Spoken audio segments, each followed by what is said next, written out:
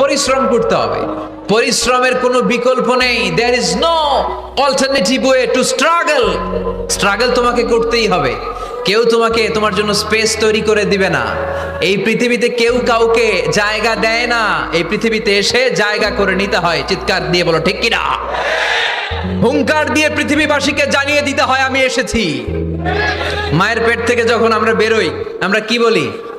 Wow wow বলে নিজের অস্তিত্বের জানান দেই যে আমি এসেছি, এই পৃথিবীতে আমি জায়গা করে নিতে এসেছি। Life is not a bed of roses. এই পৃথিবী ফুলের বিছানো সজ্জা নয়।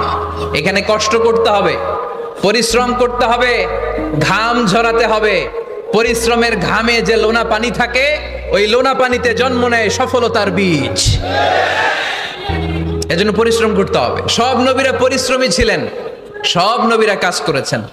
সূরা জুমার এই 10 নম্বর আয়াতে আল্লাহ তাআলা আমাদেরকে মোটিভেট করে শিখাতে চেয়েছেন যে স্বাবলম্বী হও, নিজের পায়ে দাঁড়াও, কাজের সময় কাজ, নামাজের সময় নামাজ।